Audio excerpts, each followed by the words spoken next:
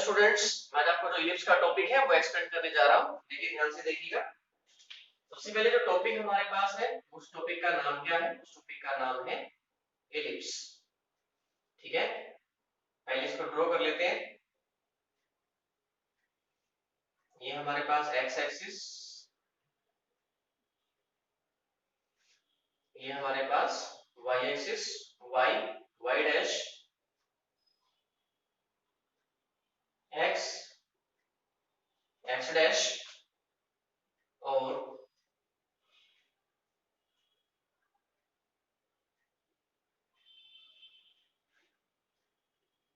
ये इसकी रिप्रेजेंटेशन होती है। अब वन बाय वन सारे नेमिंग कर लेते हैं। ये वर्टेक्स है, ये भी वर्टेक्स है, लिख देता हूं। ये हमारे पास वर्टेक्स, और हमने मान लिया जो वर्टेक्स हमारे पास है वो a0 कोऑर्डिनेट को कंटेन कर रहा है, और ये हमारे पास जो है वो -a0 कोऑर्डिनेट को कंटेन कर रहा है। नेमिंग कर लेते हैं। नेमिंग में इसको a ले लेते हैं, इसको a डैश ले लेते हैं, और ये हमारे पास क्या है? फोकस। ये भी क्या है? फोकस। इसको s और इसको s डैश से रिप्रेजेंट कर देते हैं, और इसको हमने बोला क्या? फोकस। फोकस का मतलब क्या होता है स्टूडेंट्स? Fixed point. फोकस का क्या मतलब होता है? Fixed point. अब हमने क्या किया? एक लाइन ली,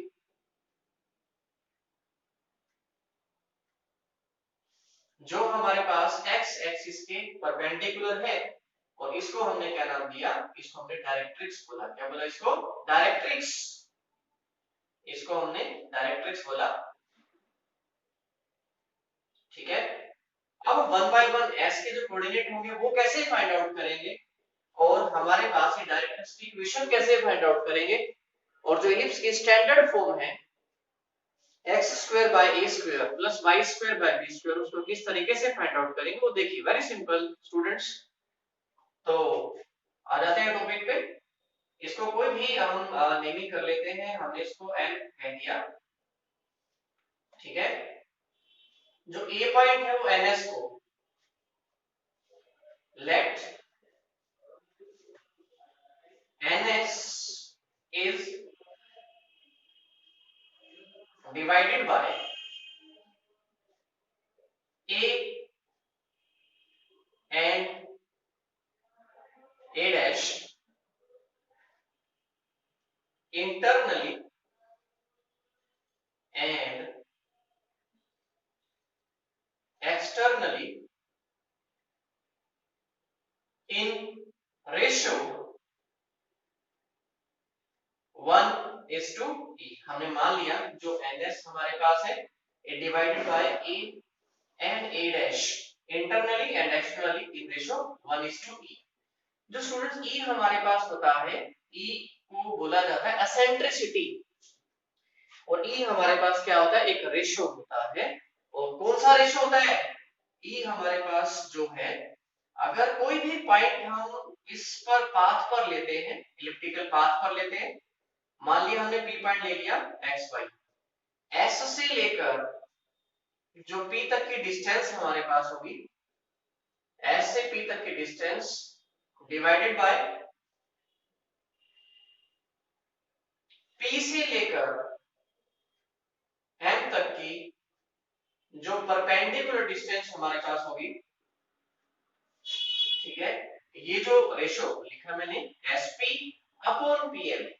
ठीक है, sp हमारे पास डिस्टेंस है फोकस से लेकर any point on the elliptical path, और pm हमारे पास क्या? परपेंडिकुलर डिस्टेंस है इस पॉइंट से लेकर डायरेक्ट्रिक्स पर। ठीक है, अब थोड़ा सा आगे चलते हैं। जैसे मैंने लिखा ns divided by a and a dash internally and externally in ratio 1:e। अब थोड़ा सा आगे चलते हैं। now we have na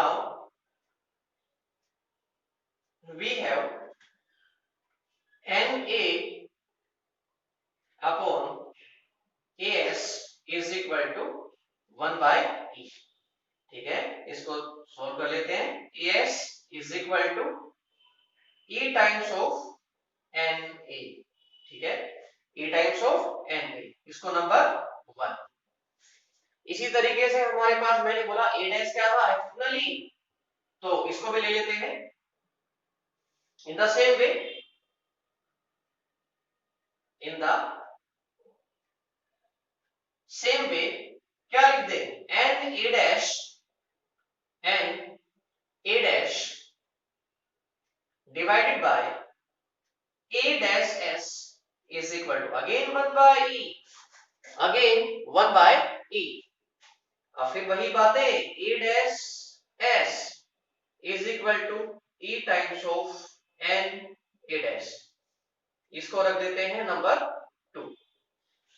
कुछ नहीं करना, अब हम 1 by 1 क्या करेंगे, एक बार तो दोनों को ऐड करेंगे, एक बार दोनों को क्या करेंगे सब्ट्रैक्ट करेंगे। देखिए पहले ऐड कर लेते हैं, नाउ ऐड इक्वेशन 1 and 2। अब हम 1 and 2 दोनों को ऐड कर लेते हैं, और जैसे ही हम दोनों को ऐड करेंगे तो हमारे पास कितना आ जाएगा। हेलो स्टूडेंट, जैसा कि मैंने आपको बताया कि हम इन दोनों को सबसे पहले ऐड कर लेते हैं। Now add equation 1 and 2 as plus, और यहां हमारे पास क्या है a dash s, ठीक है, ऐड कर लेते हैं। Now add equation 1 and 2 as plus a dash s is equal to e times of na, e times of na plus e times of n a dash, e times of n a dash। इसके बाद जो भी देखिए हमारे पास as plus a dash s, as तो हमारे पास ये given है, और a dash s, ठीक है। इस कंप्लीट को मैं क्या कह सकता हूं, देखिए as तो हमारे पास ये है, और s a dash हमारे पास क्या है a dash बोल सकता हूं इसको। पहले क्या करते हैं, इसमें e हम कॉमन ले लेते हैं, कितना आ जाएगा N A plus N A dash, ठीक है। अब देखो स्टूडेंट्स एक बार फिर से देख लीजिए, एस हमारे पास ये डिस्टेंस है, और ए डैश एस ये डिस्टेंस है, ये डिस्टेंस प्लस दिस डिस्टेंस मिलके क्या बना रहा है ए डैश, इसको क्या लिख देते हैं ए डैश। और ए डैश कितनी डिस्टेंस है, ए यूनिट तो डिस्टेंस ये थी स्टूडेंट्स, और ए यूनिट ये है, तो कितना आ जाएगा हमारे पास 2a is equal to e। अब देखिए जो na हमारे पास होगा, देखो बच्चे na, क्या na को मैं, इसको मैंने कोई नेमिंग कर दिया, यहां से o हमने नेमिंग कर दी इसकी। जो na हमारे पास गिवन है na, अगर मैं no में से oa को हटा देता हूं तो मेरे पास na आएगा, लिख देता हूं no, जो ये डिस्टेंस हमारे पास है no, जो ये डिस्टेंस हमारे पास गिवन है NO माइनस AO, ठीक है, Na की वैल्यू आ जाएगी। इसी तरीके से प्लस NA डैश, देखिए NA डैश, ठीक है, हमारे पास NA डैश गिवन है। अगर इसको सेम इसी तरीके से अगर हम डिफाइन करना चाहें, ठीक है, देख सुनिए यहां तक ऑब्जर्व करिए, जितना भी हमने फाइंड आउट किया NO माइनस AO, अगेन हमारे पास NA डैश तक अगर हम जाना चाह रहे हैं तो हमारे पास फिर वही बातें आ जाएंगी, क्या क्या, अगर इसको मैं लिख देता हूं क्या, देखिए अगेन हमारे पास OA डैश, ठीक है, OA डैश लिख देता हूं इसको, OA डैश प्लस ON, ठीक है, NA डैश हमारे पास ये डिस्टेंस थी, अगर मैं OA डैश में अगर ON को ऐड कर देता हूं, ठीक है, तो हमारे पास क्या आ जाएगा NA डैश। रिपीट कर रहा हूं बेटा, NA डैश जो हमारे पास गिवन था, अगर मैं OA डैश डिस्टेंस में NO डिस्टेंस को ऐड कर देता हूं तो हमारे पास क्या आ जाएगा, पूरी डिस्टेंस आ जाएगी, प्लस कर दिया हमने क्या NO। इसको थोड़ा सा सोल्व कर लेते हैं, कितना आ जाएगा 2a is equal to e। अब देखिए स्टूडेंट्स हमारे पास जो OA डिस्टेंस और OA डैश डिस्टेंस दोनों हमारे पास सेम थी, तो ये दोनों कट ऑफ हो जाएंगे, कितना आ जाएगा हमारे पास NO प्लस NO, इसको क्या लिख सकते हैं 2a is equal to two O N और ये क्या है हमारे पास ई। 2 से 2 कट ऑफ कर देते हैं, हमारे पास कितना आ गया ओ एन या एन ओ जो डिस्टेंस है उसको हम क्या लिख सकते हैं ए अपॉन ई। सबसे पहले तो हमने डिस्टेंस फाइंड आउट कर ली, हमारे पास ओ एन कितना आ गया that is a by E. ठीक है, इसको हम नंबर 1 दे देते हैं। नंबर 1 हम दे चुके हैं, सॉरी, इसको हम नंबर 3 दे देते हैं। जैसे हमने एक बार ऐड किया, मैंने आपको बोला था ऐड एक बार ऐड करेंगे बस सब्ट्रैक्ट करेंगे। नाउ सब्ट्रैक्ट कर देते हैं। Now subtract 1 from 2। अब 1 को 2 से सब्ट्रैक्ट कर देते हैं, हमारे पास कितना आ गया देखिए a dash s minus as is equal to e times of n a dash minus e times of n। Same way है हमारे पास, देखिए a डैश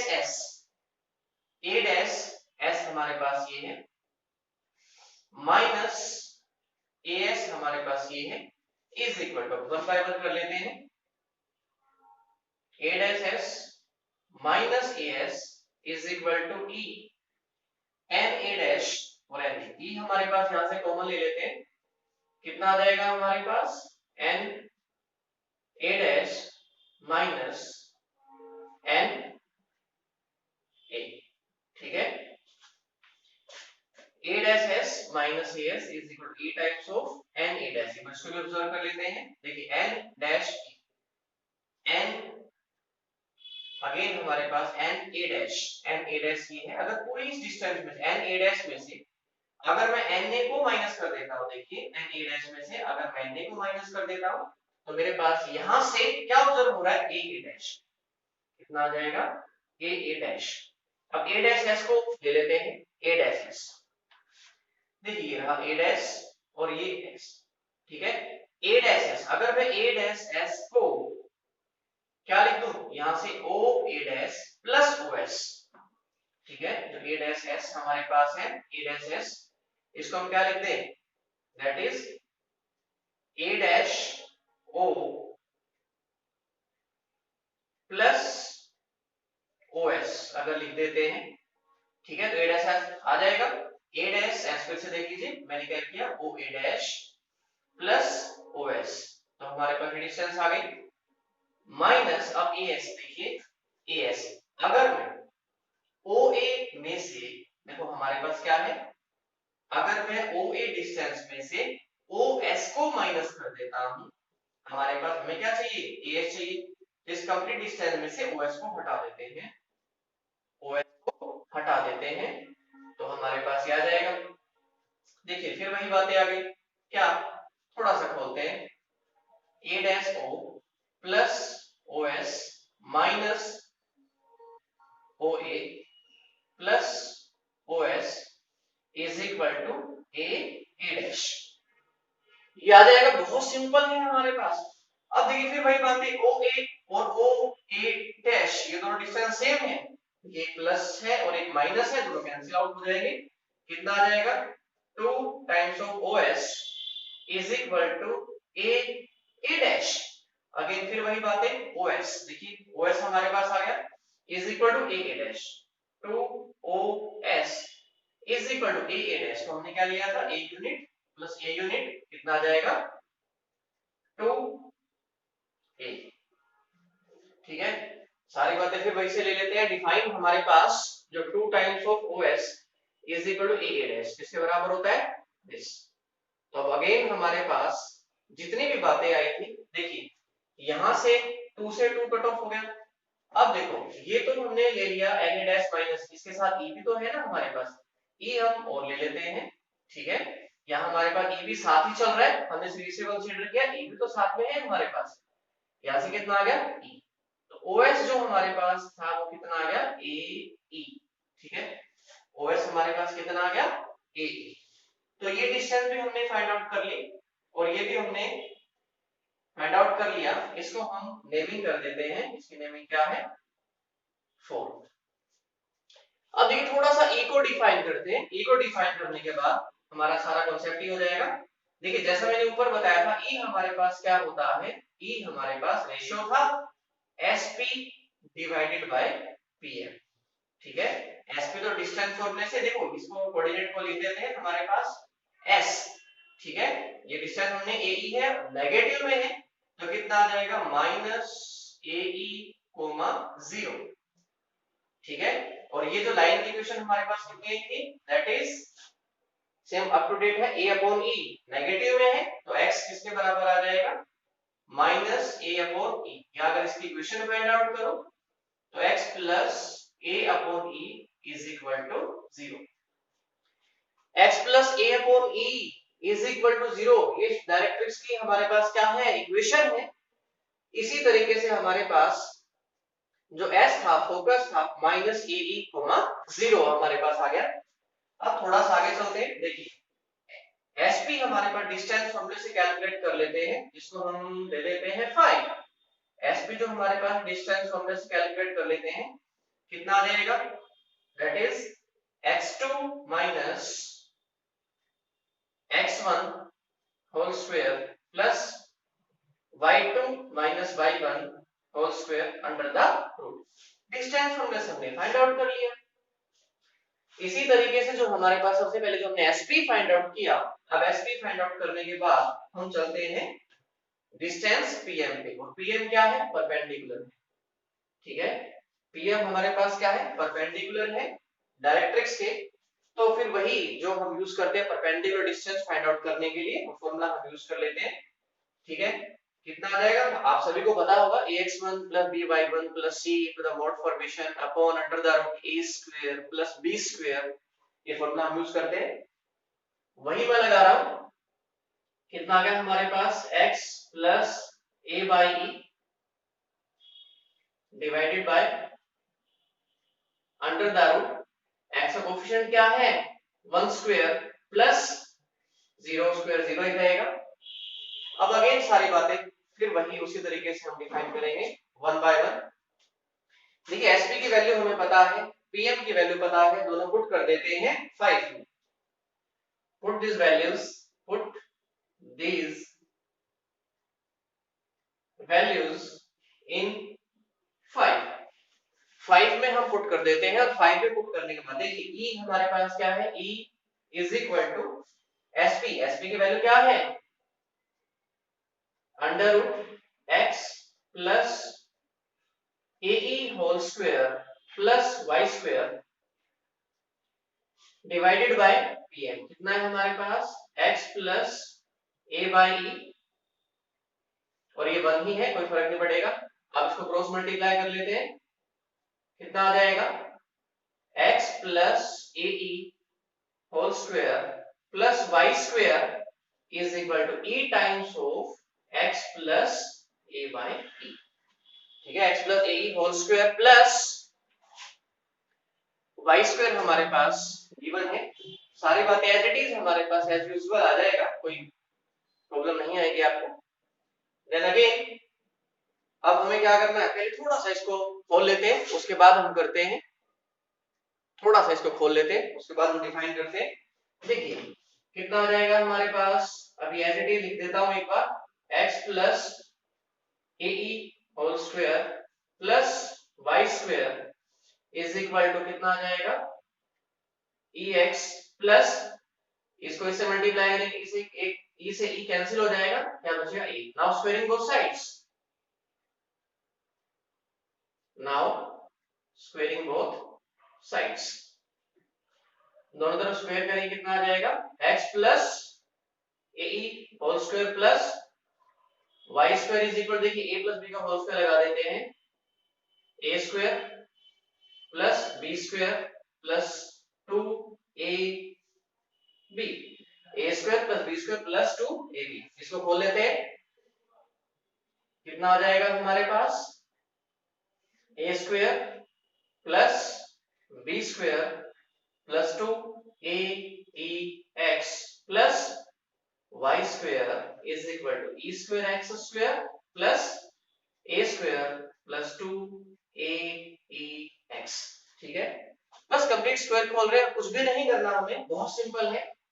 अब देखिए इसको तो कट ऑफ कर देते हैं, बाकी टर्म्स को ले आते हैं, एक्स स्क्वायर इसको इधर ले आते हैं, इसका यूज कर लिया, इसको इधर ले आते हैं, minus E square X square plus Y square is equal to A square, इसको उधर ले जाते हैं, minus A square E square. ठीक है, एक बार बता देता हूं आपको मैंने क्या किया।